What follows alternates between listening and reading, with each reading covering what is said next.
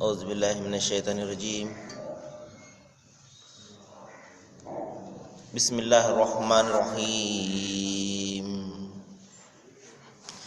या अय्युहल्लज़ीना आमनू ला तत्तखिज़ू बितानतम मिन दूनिकुम ला यअलूनकुम खबलन वद्दू मा अनित्तुम قد بدت البغضاء من أفواههم وما تخفي صدورهم أكبر قد بينا لكم الآيات إن كنتم تعقلون صدق الله العظيم. అనంత కరుణామయుడు అపార కృపాశీలుడు పాలకుడు పోషకుడు సర్వలోక ప్రభు అయిన సృష్టి ప్రభు అల్లాహ్ శుభనామంతో ప్రారంభిస్తున్నాను. సోదర సోదరిమణులారా, అయ్యలారా, అమ్మలారా, అస్సలాము అలైకుం రహమతుల్లాహి వబరకాతు. సర్వలోక ప్రభు అల్లాహ్ అందరి మీద శాంతిని శుభాలను కురిపించును గాక. ఆమీన్. ఇంతవరకు మీ ముందు మానవులందరి మార్గదర్శక గ్రంథం విశ్వప్రభువు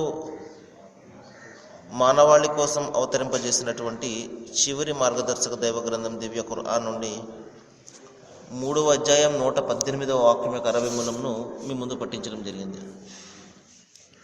సోదరులారా, మనము నిన్న తెలుసుకున్నటువంటి వాక్యంలో సృష్టి ప్రభు ఈ విధంగా తెలియజేస్తున్నాడు. ఎవరైతే అవిశ్వాస వైఖరిని అవలంబిస్తారో మరి వారి సంపద కానీ సంతానం కానీ ఏ మాత్రం కూడా వారికి ప్రయోజనకరం కావు. వారు అగ్నిలోనికి పోయేవారు, అందులోనే వారు సదా ఉంటారు. సోదరులారా, మరణానంతరము రాబోయే జీవితము అది స్వర్గమైన నరకమైన శాశ్వతంగా ఉంటుంది. స్వర్గవాసులు స్వర్గ సుఖాలను పొందడంలో వారు నిమగ్నులై ఉంటే నరకవాసులు మరి భయంకరమైనటువంటి శిక్షను పొందుతూ ఉంటారు. అది సదాకాలం ఉంటుంది. అంతేకాదు, చావు కూడా రానటువంటి పరిస్థితి. ఆ రోజున మనిషి అనేక రకాలుగా ప్రాధాయపడతాడు చావు కోసం. ప్రపంచంలో ఉన్నప్పుడు చావుకు భయపడుతూ ఉంటాడు. కానీ పరలోకంలో చావు వచ్చేస్తే బాగుంటుందని చెప్పేసి అతను భావిస్తూ ఉంటాడు. కానీ ఎంత మాత్రం కూడా చావు అనేదే ఉండదు. సోదరులారా, అదే విషయాన్ని ఇక్కడ చెప్తున్నాడు. వారు సదా మరి నరకంలో ఉంటారు అని హెచ్చరిస్తున్నాడు. మరి ఇటువంటి వారు ఎవరైతే అవిశ్వాస వైఖరిని అవలంబిస్తారో, అంటే సృష్టికి ప్రభువు ఒక్కడు కాడు అని ఎవరైతే మరి వాదిస్తూ ఉంటారో, దైవం ఒక్కడే అన్న సత్యాన్ని ఎవరైతే తిరస్కరిస్తూ ఉంటారో, ఆయన ఒక సాటి సమానాన్ని ఎవరైతే కల్పిస్తూ ఉంటారో, సాటి మానవులు ఎవరైతే దైవాలుగా భావించి ఆరాధిస్తూ ఉంటారో, ఇటువంటి వారిని గురించి దైవం చెప్తున్నాడు. వారు చేసే ధనం యొక్క వ్యయం అంటే వారు ఒకవేళ మంచి పనులు చేసినట్లయితే మరి ఇటువంటి వారి యొక్క మంచి పనులను నేను ఏ మాత్రం కూడా విలువనియ్యను అని చెప్పేసి దైవం హెచ్చరిస్తున్నాడు. సోదరులారా, ఈ విషయాన్ని మనము గమనించాలి. మరొక సందర్భంలో దైవం చెప్తున్నాడు, హల్ నునబ్బిఉకుం బిల్ అక్సరిన అమాల. మరి ఎవరైతే ఇటువంటి మంచి పనులు చేస్తారో అటువంటి వారి యొక్క మంచి పనులను, పుణ్యాన్ని నేను దుమ్ము ధూళి మాదిరిగా ఎగరవేసేస్తాను, ఏ మాత్రం కూడా విలువనియ్యను అని దైవము హెచ్చరిస్తున్నాడు. ఎందుకంటే వారు ప్రధానంగా తమ సృష్టి ప్రభువు ఆ దైవాన్ని వారు విశ్వసించలేదు కాబట్టి, ఆయన ఏకత్వాన్నే వారు తిరస్కరించారు కాబట్టి దైవం వారు చేసిన ఏ మంచిని కూడా లెక్కలోకి తీసుకోండు. అంతేకాదు, చూడండి, ఇంకొక ఒక ఉదాహరణ కూడా ఇస్తున్నాడు. అదేమిటంటే, మరి ఒక వ్యక్తి ఎంతో కష్టపడి అతను పొలాన్ని సాగు చేస్తుంటాడు. మరి దుక్కి దున్నుతాడు నాగలితోటి, ఆ తర్వాత నేలను గుల్లగా చేసి ఆ తర్వాత దానిపై విత్తనాలు జల్లుతాడు. ఇంకా మరి ఆ విత్తనాల నుండి మొక్కలు బయటకు రాగానే మరి దానికి నారు పోస్తాడు, నీరు పోస్తాడు. మరి ఏదైనా చీడ పీడ ఉంటే దానికి తగ్గ మందులను కూడా చల్లుతుంటాడు. మరి ఇంత కష్టపడి అతను ఆ సాగు చేస్తున్నప్పుడు ఏదో ఒక రోజున భయంకరమైనటువంటి తుఫానుగాలు వచ్చి సరిగ్గా పంట కోతకు వస్తుంది అన్న సమయంలో మరి అదంతా కూడా ఊడ్చుకు వెళ్ళిపోయింది అనుకోండి, అతని పరిస్థితి ఏ విధంగా ఉంటుంది సోదరులారా? ఒక్కసారి మనము ఈ ఉదాహరణను బట్టి ఆలోచన చేయాలి. మనము మన జీవితంలో అనేక కష్టాలు, అనేక బాధలు పడుతూ మరి కొన్ని మంచి పనులు చేస్తుంటాము పుణ్యం కోసం.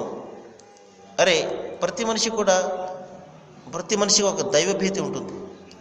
అరే నాకు మంచి జరగాలి, దైవం నన్ను చల్లగా చూడాలి అని అతను ఏం చేస్తాడంటే రకరకాలైనటువంటి పనులు, మంచి పనులు చేయడానికి ప్రయత్నం చేస్తూ ఉంటాడు, పుణ్యాన్ని సంపాదించుకోవడానికి ప్రయత్నం చేస్తుంటాడు. అయితే మనం చేస్తున్నటువంటి పనులు పుణ్యాలను సంపాదించి పెట్టకపోగా పాపాలను మనకు సంపాదించి పెడుతున్నాయనుకోండి, మన పరిస్థితి ఏ విధంగా ఉంటుంది సోదరులారా? ఒక్కసారి మనము ఈ ఆలోచన చేయాలి.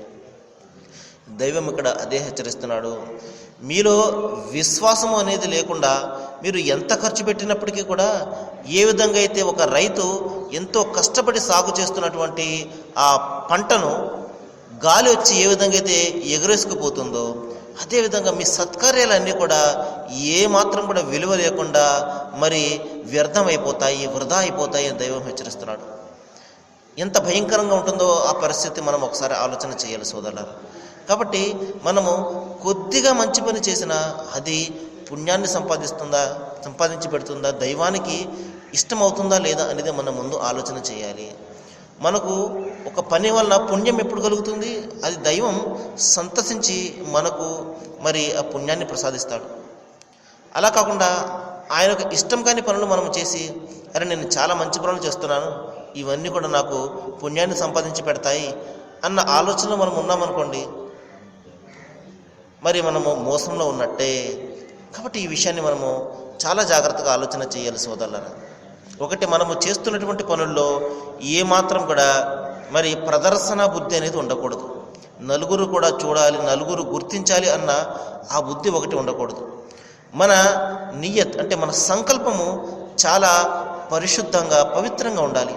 కేవలము సృష్టి ప్రభు ఆ దైవం, ఆ సర్వేశ్వరుడు అల్లాహ్ కోసం మాత్రమే మనిషి చేయాలి అన్న ఆలోచన కలిగి ఉండాలి. ఇక రెండో విషయం ఏమిటంటే, అతను తన దైవాన్ని విశ్వసించి ఉండాలి. నా దైవము ఒక్కడు, ఆయన సాటి సమానము లేనివాడు, భార్య బిడ్డలు లేనివాడు, ఆయన మానవుడు కాడు. కాబట్టి ఇటువంటి గుణగణాలు గల వాడే నా దైవము అని అతను ముందు దేవుని తత్వం పట్ల, దేవుని స్వభావం పట్ల, స్వరూప స్వభావాల పట్ల స్పష్టమైనటువంటి అవగాహనను కలిగి ఉండాలి. దేవుని ఏకత్వాన్ని విశ్వసించి ఉండాలి. ఆ దైవం యొక్క గుణగణాలు ఏమిటో అతనికి తెలిసి ఉండాలి. అప్పుడు అతను చేస్తున్నటువంటి ఖర్చు, అతను చేస్తున్నటువంటి పుణ్యము, అతను చేస్తున్నటువంటి మంచి పనులు పుణ్యాన్ని సంపాదించి పెడతాయి. ఈ విషయాన్ని మనము గమనించాలి. అలా కాకుండా ఏదో చేస్తున్నాను కదా, నలుగురు చేస్తున్నారు నేను కూడా చేస్తున్నాను అని అతను చేస్తూ పోయాడు అనుకోండి, మనకు ఎంత మాత్రం కూడా దానివల్ల ప్రయోజనం ఉండదు సోదరులారా. అంతిమ దైవగ్రంథం ఖురాన్లో ఒక సందర్భంలో చెప్తున్నాడు, మీరు మీ భవిష్యత్తు కోసము చేస్తున్నటువంటి పనులను మీరు అల్లాహ్ వద్ద చూస్తారు, దైవం వద్ద చూస్తారు అంటున్నాడు. కాబట్టి మీరు మీ చేతులారా చేస్తున్నటువంటి ఆ కార్యాలే మీ వద్ద వస్తాయి, మీరు మంచి చేసుకున్నా చెడు చేసుకున్నా.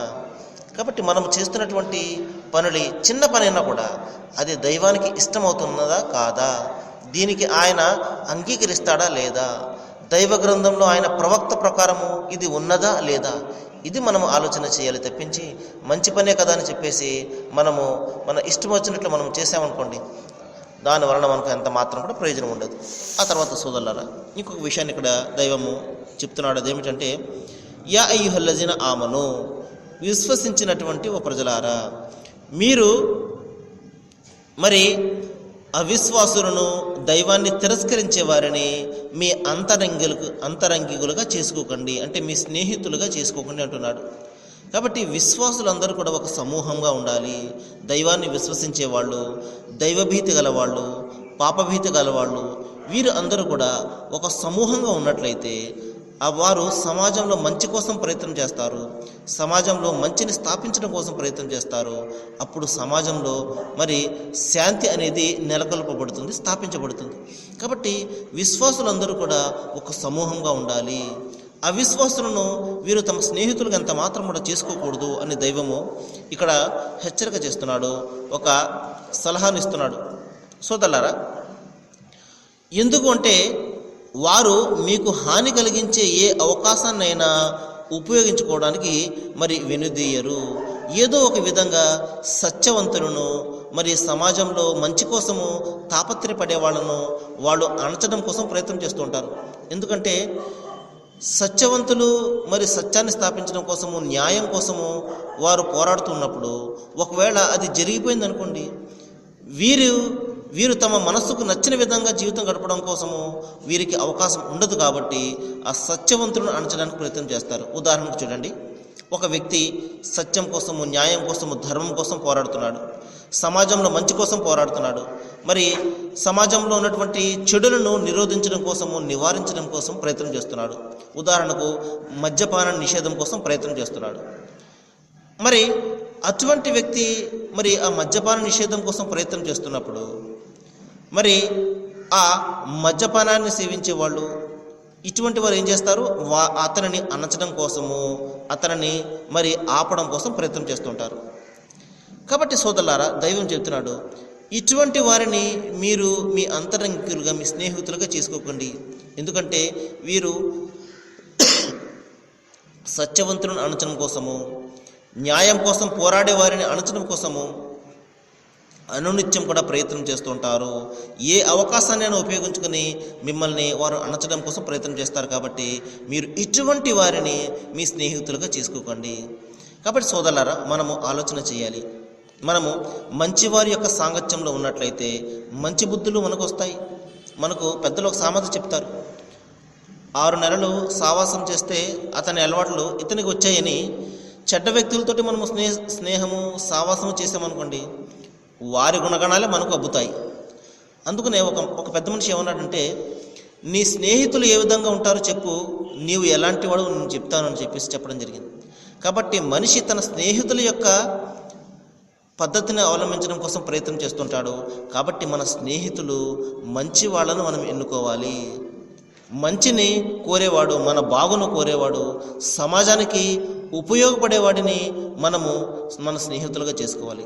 ప్రధానంగా మన బిడ్డలు, మన యువకులు, వారి యొక్క స్నేహితులు ఏ విధంగా ఉన్నారో మన పెద్దలు గమనిస్తూ ఉండాలి. ఎందుకంటే మనిషి బాగుపడాలన్నా పాడైపోవాలన్నా తన స్నేహితులే కారణం. కాబట్టి మంచి వారిని, మన బాగు కోరిన వారిని మనం స్నేహితులుగా ఎన్నుకున్నట్లయితే కష్టాల్లో ఉన్నప్పుడు మనను ఆదుకుంటాడు. మనం ఏదైనా తప్పు చేస్తుంటే మనను పట్టి ఆపుతాడు, నువ్వు ఇది చేస్తున్నది తప్పురా అని చెప్పేసి. కానీ మన స్నేహితులు ఎలా ఉంటారంటే ప్రస్తుతము వాళ్ళు స్వయంగా చేస్తుంటారు. మనము మంచిగా ఉన్నప్పటికీ కూడా ఆ చెడును చేయించడం కోసము ప్రయత్నాలు చేస్తుంటారు. కాబట్టి సోదరులారా, కాబట్టి ఈ విధంగా చెడు అలవాట్లు ఉన్న వాళ్ళను, సమాజానికి ఏమాత్రం కూడా ఉపయోగకరం కాని వాళ్ళను, మరి సమాజాన్ని నాశనం చేస్తూ ఉన్న వాళ్ళను మనం ఎంత మాత్రం కూడా స్నేహితులుగా చేసుకోకూడదు. మన అంతరంగికులుగా అసలు చేసుకోకూడదు. అంటే మన విషయాలు, మన యొక్క కుటుంబ విషయాలు తెలిసే విధంగా వాళ్ళను ఎంత మాత్రం కూడా మనము వాళ్లకు ఎంత మాత్రం కూడా తెలపకూడదు, ఆంతరంగికులుగా మనము చేసుకోకూడదు అని దైవము ఇక్కడ మరి హెచ్చరిస్తున్నాడు. సోదరులారా, ఇంకా వారి కడుపు మంట వారి నోటి నుండి బయటపడుతూ ఉంటుంది. ఏదో ఒక విధంగా సత్యాన్ని ఆపడం కోసము, సత్యం కోసం పోరాడే వాళ్ళని వారు బాధ పెట్టడం కోసం ప్రయత్నం చేస్తూ ఉంటారు. మనము చూస్తుంటాము. ఈ విధంగా సమాజంలో మంచి కోసం ఎవరైతే ప్రయత్నాలు చేస్తుంటారో వాళ్ళకి వ్యతిరేకంగా అనేక ఉద్యమాలు మనం చూస్తూ ఉంటాము. ఈ విధంగా సోదరులారా, మరి దైవం ఇక్కడ తెలివిస్తున్నాడు, వాళ్ళు తమ హృదయాల్లో దాచి ఉన్నటువంటి ఆ మంట ఇంకా తీవ్రమైనది. కొద్దిగా వాళ్ళ నోటమ్మట బయటపడుతూ ఉంటుంది, కానీ వాళ్ళ హృదయాల్లో ఇంకా భయంకరమైనటువంటి మంట ఉంటుంది. నా ఆనందాన్ని కాదంటున్నాడు అని చెప్పేసి ఏదో ఒక విధంగా అతన్ని అణచడం కోసం వాళ్ళు ప్రయత్నాలు చేస్తూ ఉంటారు. మీకు మేము స్పష్టమైనటువంటి సూచనలు ఇచ్చాము, మీకు వివేకమే ఉంటే మీరు జాగ్రత్త పడండి అని దైవం ఇక్కడ హెచ్చరిస్తున్నాడు. కాబట్టి సోదరులారా, మనము వివేకంతో వ్యవహరించాలి. ఎవరు మనకు మంచిని చేసేవాళ్ళో, ఎవరు మనకు చెడుని చేసేవారు, సమాజానికి ఉపయోగపడేవారు ఎవరు, సమాజానికి వినాశనమైనటువంటి వాళ్ళు ఎవరు, వీళ్ళను మనం గమనించి మన స్నేహితులుగా, మన అంతరంగికులుగా చేసుకోవాలి. సోదరులారా, మరికొన్ని విషయాలు మనము రేపు మాట్లాడుకోవడానికి ప్రయత్నం చేద్దాము. ఏ విషయాలైతే మనం ఇక్కడ వింటున్నామో వీటి మీద మనం ఆచరణ చేసే విధంగా సృష్టి ప్రభు అల్లాహ్ అందరికీ జ్ఞానాన్ని బోధించారని, మనము సత్యాన్ని అనుసరించారని, అల్లాహ్ అందరికీ మంచిని చేయాలని నేను వేడుకుంటూ ముగిస్తున్నాను. ఓ ఆఖిరు దావానా అల్హమ్దులిల్లాహి రబ్బిల్ ఆలమీన్. అస్సలాము అలైకుం.